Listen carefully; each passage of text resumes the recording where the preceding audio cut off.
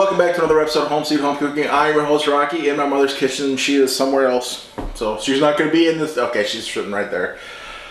Today we are doing our Thanksgiving prep videos. It is June 26th. My birthday is tomorrow, June 27th, so we're celebrating a full Thanksgiving dinner for my birthday because I deserve it.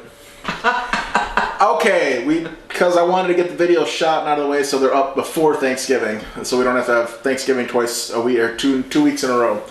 Either way, it would be fantastic because I love Thanksgiving dinner. I could eat this every month. Today we're going to tackle the turkey. We are going to do ours so you don't have to tie up the oven. If you got a lot of people coming over, this is another way to do it. If you have a Nesco roasting oven, we're going to do it in a Nesco. We're going to do it outside of the porch. It's going to be out of the house because that's going to take longer to cook, and it's not going to heat up the house all day long. Then we're going to cook our sides of the oven. We're lucky enough to have two ovens, so we could actually do everything indoors, but we're not doing it that way. We're showing you another option for cooking a turkey, which is going to be in the Nesco, if you have one, if you're lucky enough to have one. If not, you kind of follow this and you just do it in the oven instead. But before you bake a turkey, you want to brine it so it comes out nice and juicy and adds extra flavor. To the brine, you need 1.5 gallons of water. I've only got 1 gallon of water in here because I'm going to add half a gallon of ice later because this has to come to a boil. The ice is going to help bring it down to room temperature faster. So to 1 gallon of water, it's going to be 1/2 cup of brown sugar, 1/2 cup of salt,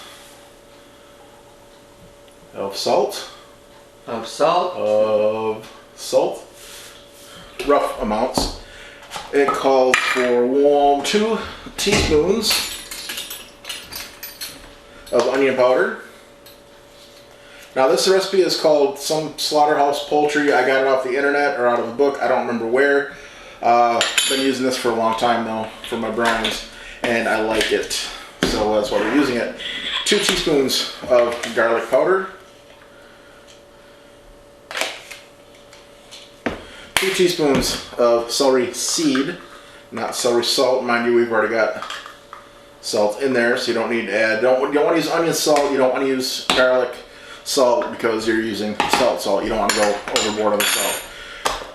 The other option, the other seasoning, which is optional, which I'm not putting in because we don't have any here. I have some at my house. I didn't think about it when I left.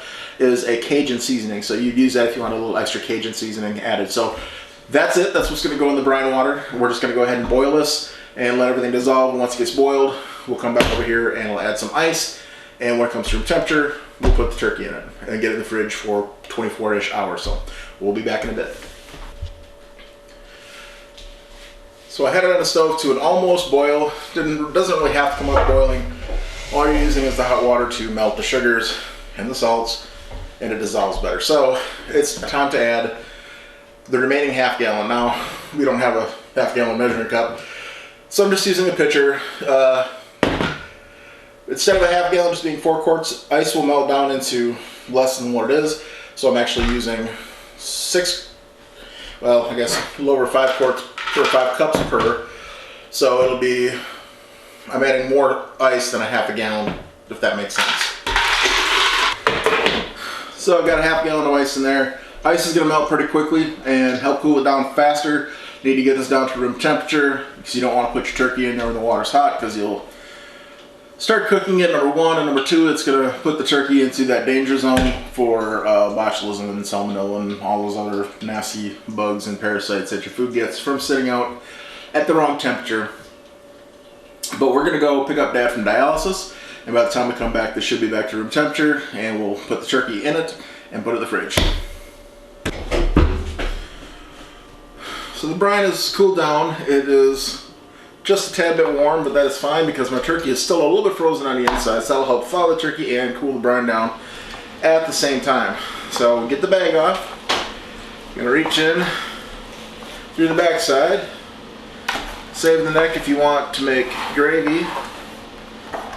Reach into the neck and pull out a bag of more guts. You got heart and liver and who knows what else in there. Alright, make sure everything is cleaned out.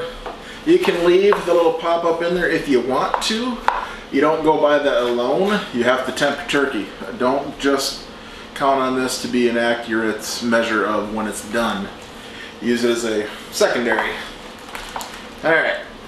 And then the turkeys are gonna go in. I always go neck down because if anything doesn't get covered by the brine, it's usually gonna be just the tips of the legs. That is going to be just a little bit on the high side. Nothing I can do about that. I could use a little bit bigger of a stock pot this time. But this is a 14-pound. 15. 15-pound bird. 15 and a half or something, is that? No, let's see. Yeah, 15 and a half. And this is a, I don't know how big the stock pot is. Should have measured before, but that's fine. So the amounts of liquids I gave you would be for under a 15-pound bird. We'll put a lid on here, get it in the fridge, and we'll see you tomorrow when we get this drained off, pat it down in the bag, and ready to go. So I took the turkey out of the brine, I drained it off as best I could, took some paper towel, patted it down a little bit. It says you want to pat it down to help dry out the skin so it browns better. We're cooking this in a nesco, a roaster, so it's going to be in a bag. It's not going to get crisp skin no matter what. Now, that's going to mean a couple things. Oh, seasoning. I'm just using some of my own special blend, seasoned salt. There'll be a video up on that if it's not up already. I think it is. Under DIY ingredients, check it out. Inside and out, if I can get some on the inside. Like I say, this skin is not going to be crispy, so probably not going to be eating the skin. Anyway. You can put that under the broiler to brown it after. You can, but then it's taken out of here and put it in the oven. This is just for, and we're doing this if somebody needs to save space in the oven. That's why we're showing this technique. Now, mind you, if you get all bent out of shape about the presentation of the roasted golden brown bird on your table, this is not the method you want to use. It's not going to come out golden brown. Even if you do put it under the broiler, it's not going to come out picture perfect. If you are more concerned about having a nice plate of cut meat on the table and not the whole bird, perfect. If you have a big family, you need to do 2 birds and you have one for presentation and then you have one that's cut up for the table, this is the way to do it, because 1 bird in the oven, 1 bird in your roaster. So, just warning you now, this ain't going to be pretty when it comes out. There's a tablespoon of flour. Yes. In the bag, and you shake it up. That's for the instructions. Don't know what it does. It will help in making the gravy later, because we're going to use this juice to make gravy, and the flour will help at that point. But as far as the bacon goes, it might just help keep it from sticking to the bag. Who knows? Now, you have to cut slits in that. Okay, how many? 3, 4. So just grab a pinch. And a couple small slits. What temperature? 325. 325. Nesco roasters, if you've never used one, are not quite like a slow cooker. They actually have a temperature gauge on here. You can set the temperature. So we're going to put the lid on it. And say we're not even going to have this in the house. The oven, no oven in the house, no roaster in the house. This is going to go sit on the screen porch, so it's going to heat up the outside because it's already 91 degrees outside. And we're not going to have the extra heat added to our kitchen. So we'll be back in 2.5 hours, 3 hours. You'll see when it's done. All right, the turkey is up to temp. Get rid of that. And we're gonna need to get the juice out for dressing. The bag is quite hot. So I'm gonna grab the bag with a dishcloth. Just in case there's gonna be any spills, I'll put that in there. And then just puncture some holes in the bag and let the juice out.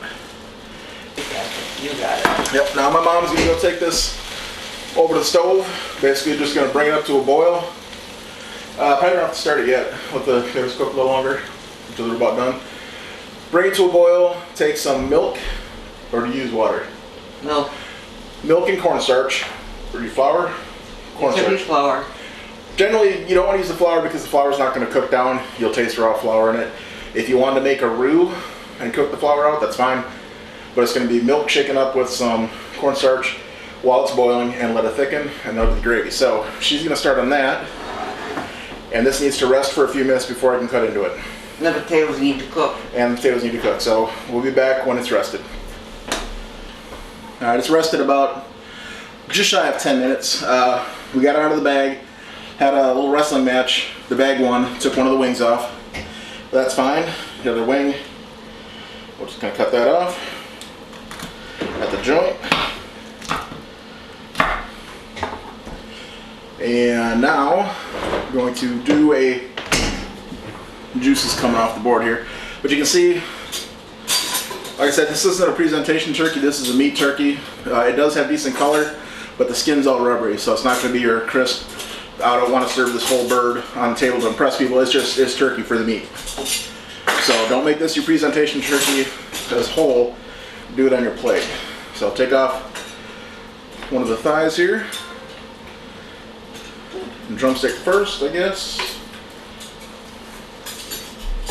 Find the joint.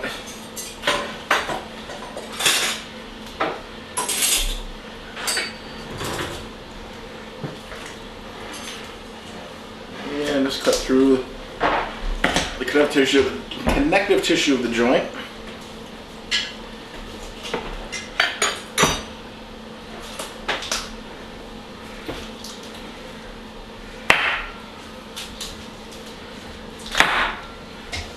Drumsticks are done. And to get the thigh off, it's going to peel it away a little bit. More juice is going to be coming out here. Follow the bone into where the backbone joins it.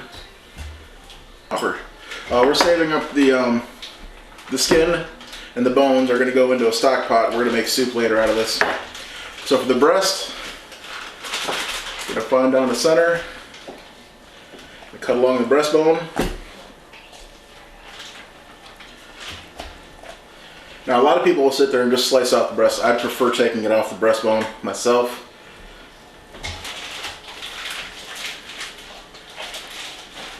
Come on, it's hot. Wow, it's real hot.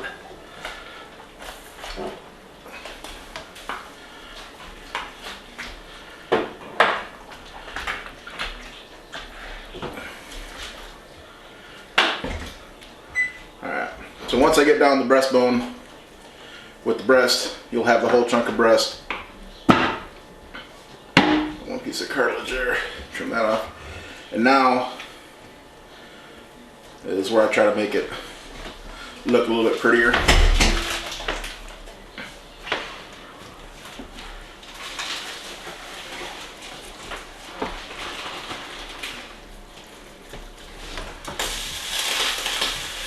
And just start cutting.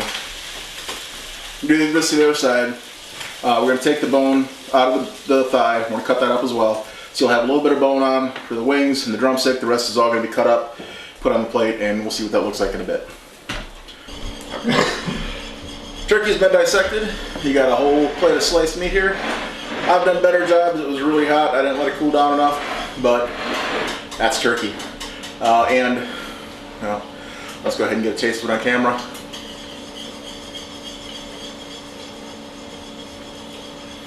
Both white meat, delicious, tender. That brine really helps with that. So if you need a second turkey for your Thanksgiving table, try this. You can do it outside if you want to do this your main one. Just serve it up a little nicer, put some kale under it, dress it up if you want to. But that is a good turkey that you don't have to do inside the oven. You don't have to heat up your house as long. I mean, we've still got sides in there, but the sides are only in there for an hour, hour and a half. And this would have been in there for 2.5 to 3 hours. So there's your turkey. And we're going to get ready to start eating here. We've got to get some other sides out, but thanks for watching, and stick around to check out our other Thanksgiving dinner videos.